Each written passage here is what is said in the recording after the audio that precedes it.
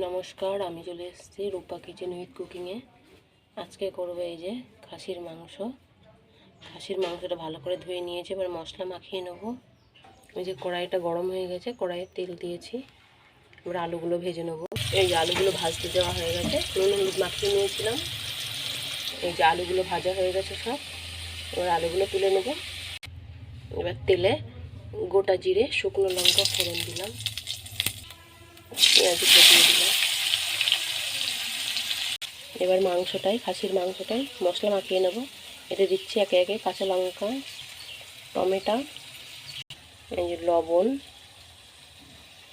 হলুদ গুঁড়ো, লঙ্কার গুঁড়ো, সর্ষের তেল, এই যে জিরের গুঁড়ো, এই যে আদা রসুন বাটাটা এবার সবটা দিয়ে দিচ্ছি।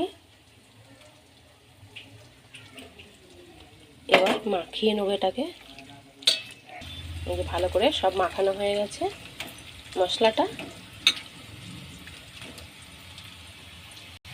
এই যে পেঁয়াজটা ভাজা হয়ে গেছে, এবার মাংসটা দিয়ে দিচ্ছি।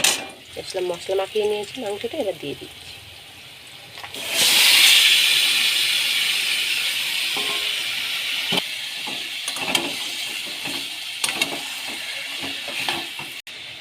এবার চাপা দিয়ে রাখছি।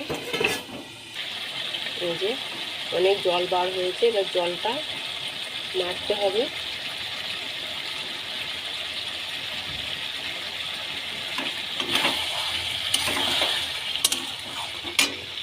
এই যে ঝোলটা মরে গেছে, এবার এই ভাজা আলুগুলো সব দিয়ে দিচ্ছি।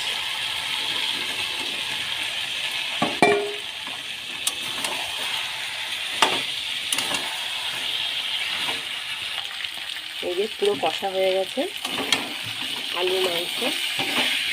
এবার জল দিয়ে দেবো। জল দিয়ে দিচ্ছি। এই যে জল দিয়ে দিয়েছি, এবার চাপা দিয়ে রাখবো। এই যে খাসির মাংসর লাল ঝোল হয়ে গেছে একদম।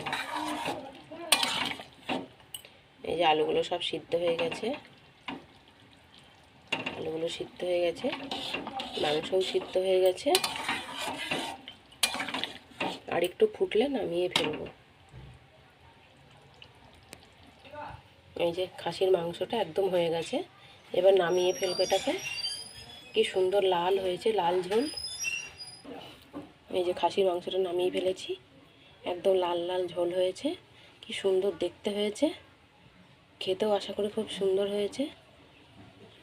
ভিডিওটা প্রথম থেকে শেষ পর্যন্ত দেখবেন, আশা করি ভালো লাগবে। একটা লাইক করবেন, কেমন হয়েছে অবশ্যই জানাবেন। আজকের রেসিপি এখানেই শেষ করছি। দেখা হবে আবার পরের দিন।